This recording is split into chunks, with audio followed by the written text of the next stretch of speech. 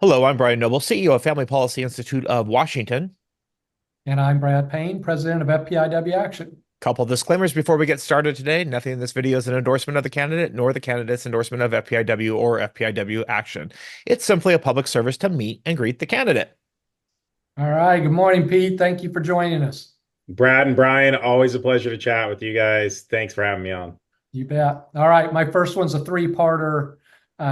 If you would tell us what position you're running for those who may not know, it must be a few by now only, but and then if you tell us about your family and a little bit about your background, and then lastly, if you would tell us what qualifies you for this position.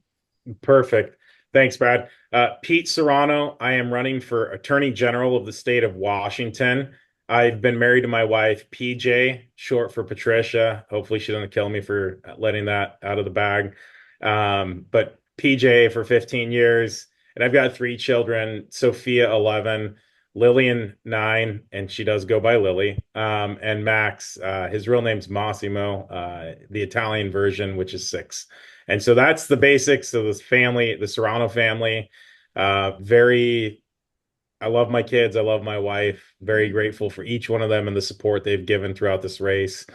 I've practiced law for 15 years. The bulk of that time was energy and environmental law. It brought me up to work for Hanford and Tri-Cities.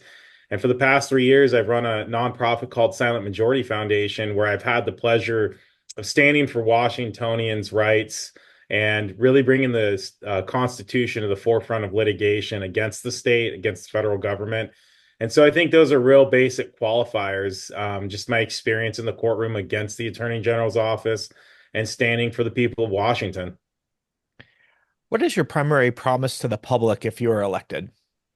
Transparency and public safety are the two core focuses. And by that, I'll expound on that. Obviously, public safety. Bob Ferguson, ironically, is running on bringing cops back that he helped get fired, and this promise to just make this utopian society that doesn't exist right now. By the change of leadership and by bringing actual leadership into the Attorney General's office, I will be making sure that I work with the legislature, very basic things, changing the childhood endangerment law to, call out fentanyl, really work on the fentanyl crisis, human and drug trafficking. And then as to transparency, anyone that's requested public records from the Attorney General's office, it's both laborious and cumbersome. And often you don't get what you've requested because it's redacted. My job will be to make sure that you get those documents in the most transparent or least redacted manner possible. I understand certain stuff is, the Colonel's secret recipe of the whatever 43 spices, and we can't get that out. But beyond that, let's be more transparent than less, rather than less transparent. Pete, what do you feel like most differentiates you from your opponent? I think we're keeping this short, so I won't give you the whole list. Let's just put it this way. He has a couple of real critical elements. One, he said Bob Ferguson has a good legacy. And again, my legacy is that I currently sue that administration. So I don't think we can be more night and day than that. And then the second thing is, I am currently the elected mayor of Pasco, Washington, 80,000 people down in our southeastern city.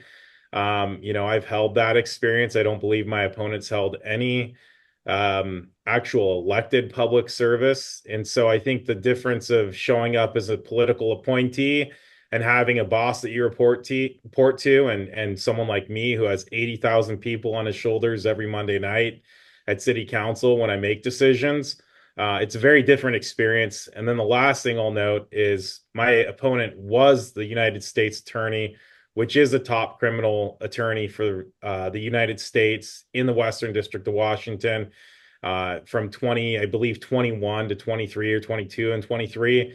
And quite frankly, we've not seen really an uptick of public safety under his watch. And so, whereas Pasco's become a safer city in that same time.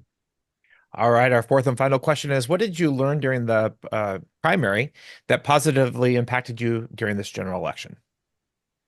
I learned that there are a lot more people that think like me, that have conservative principles, that have constitutionally based principles. And, I mean, I took the primary at 42+%, highest vote receiving Republican. So the support's out there. The question is whether or not we're going to wake our friends and engage them and really push them to doing their job, which is the vote. So I have a lot of hope. I really believe this is a winnable election, not just for me, but other executive level Republicans as well as, more local folks. So what I learned is hope exists, and it exists in this race.